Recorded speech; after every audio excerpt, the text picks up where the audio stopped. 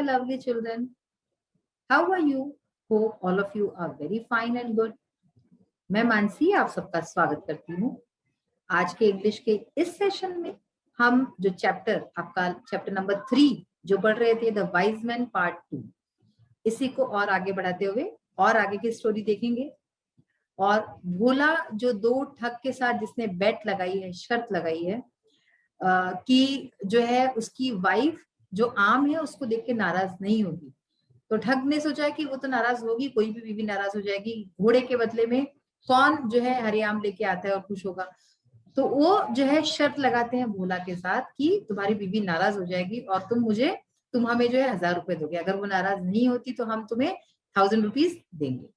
तो ये कहानी अब तक हमने पढ़ी है और आगे की कहानी क्या है तो आइए देखते हैं। द वाइज मैन पार्ट 2 यानी कि बुद्धिमान व्यक्ति, इसका सेकेंड पार्ट। तो हमने अब तक पढ़ा था कि जो दूसरा ठग होता है वो कहता है कि हम तुम्हें 1000 रुपए देंगे अगर तुम्हारी बीवी नाराज नहीं होती है, और तुम भी हमें वैसे ही 1000 रुपए दोगे अगर तुम्हारी बीवी नाराज होती है और तुम्हारे जो लिया गया डिसीजन है, निर्णय है, उससे सहमत नहीं होती। तो अब आगे क्या होता है देखते हैं। भोला कहता है, though it is a very large amount, I am certain you will lose the bet. तो वो कहता है कि हालांकि ये जो अमाउंट है ये बहुत बड़ा है, भारी रकम है, ये बहुत भारी रकम है, लेकिन फिर भी I am certain you will lose the bet, लेकिन मैं निश्चित हूं, मुझे पक्की तरह से पता है कि तुम जो है, आप लोग जो है शर्त हार जाओगे। Bhola came back home with the two strangers, his wife was eagerly waiting for him. क्या हुआ, भोला दोनों के साथ वापस आया। भोला केम बैक होम, भोला घर वापस आया विद द टू स्ट्रेंजर्स, दोनों स्ट्रेंजर्स के साथ। स्ट्रेंजर्स का मतलब क्या होता है, अजनबी। तो दोनों अजनबियों के साथ घर वापस आया। His wife was ईगरली waiting for him, उसकी जो वाइफ थी, उसकी बीवी बहुत ही उत्सुकता से उनकी राह देख रही थी। ईगरली यानी उत्सुकता से, वेटिंग यानी इंतजार करना। शांति कहती है, did you get rid of the horse. तो शांति पूछती है कि क्या तुम्हें उस घोड़े से छुटकारा मिला।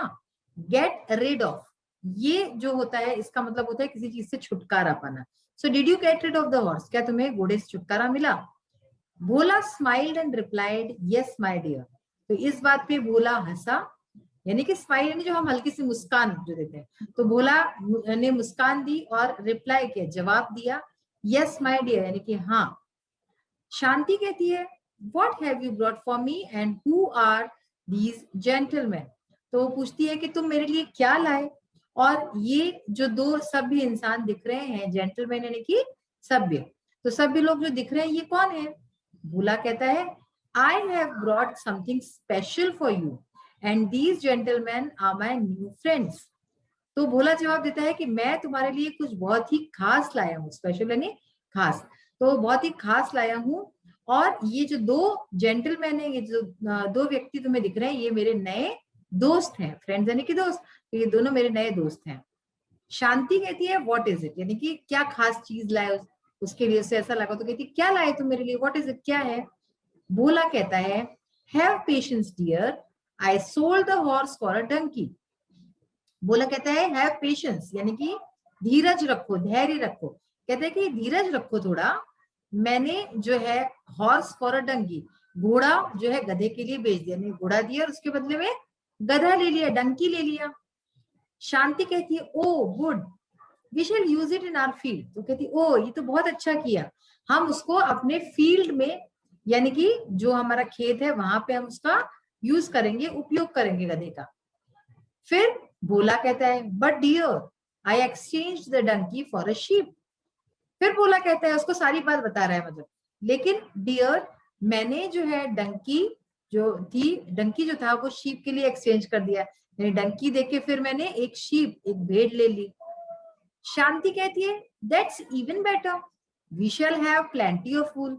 तो वो कहते हैं कि अरे ये तो और अच्छा किया आपने, हम अब उससे बहुत सारा हमारे पास वूल हो जाएगा, ऊन इकट्ठा हो जाएगी अगर हमारे पास शीप होगी तो।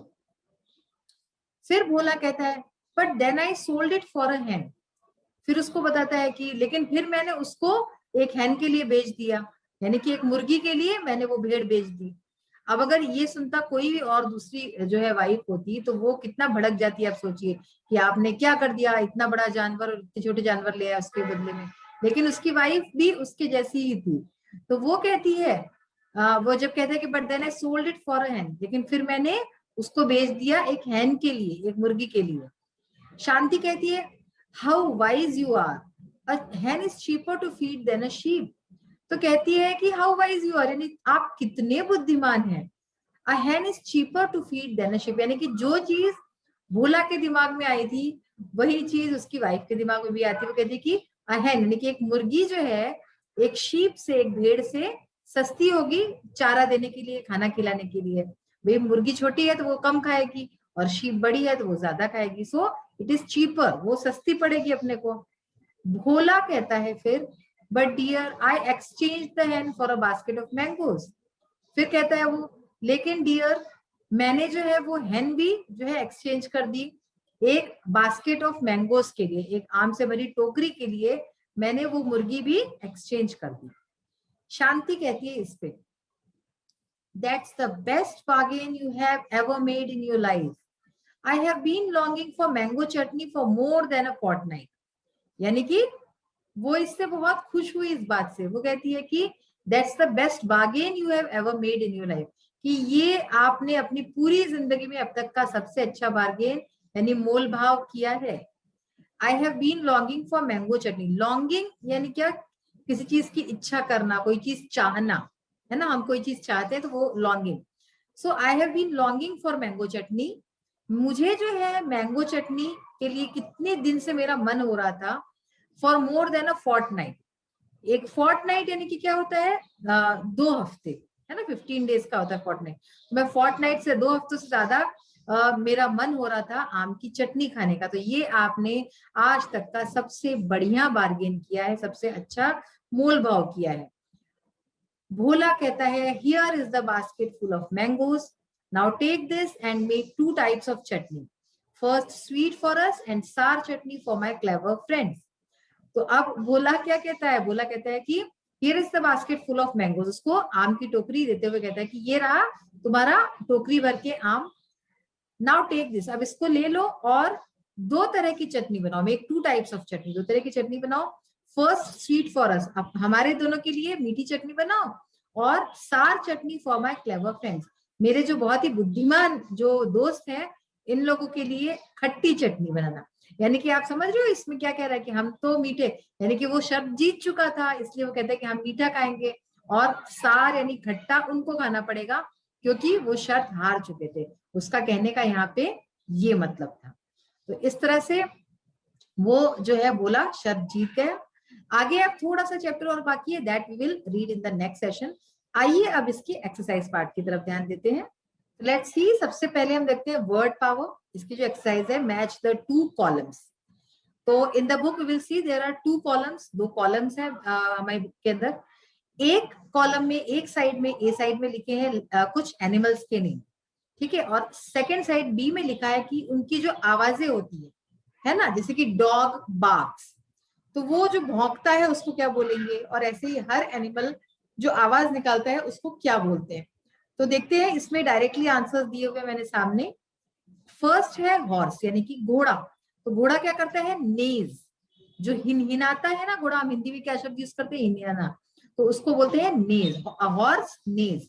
सेकेंड है अडंकी, अडंकी ब्रेज, जो गधा होता है वो ब्रे करता है, अडंकी ब्रेज। अ कैट म्यूज, जो म्याऊ की आवाज होती है, a cat mews.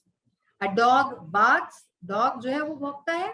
A lion roars, शेर जो है वो दहाड़ता है। अ शीप ब्लीड्स, शीप हुई, गोट के लिए भी ये ब्लीड्स शब्द ही यूज होता है।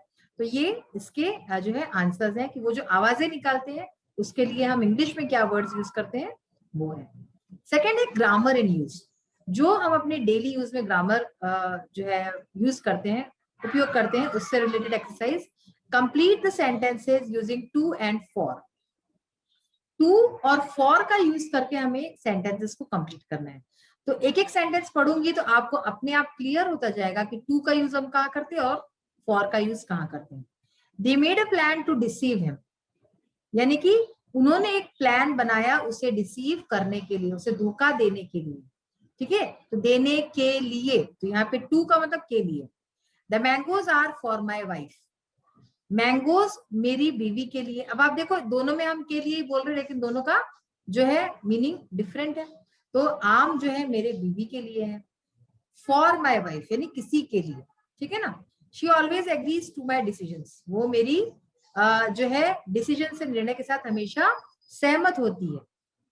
तो यहाँ पे टू का यूज हुआ, to my decision, for my decision नहीं होगा। You will pay the same amount to us, आप हमें उतना ही अमाउंट वापस दोगे, ठीक है।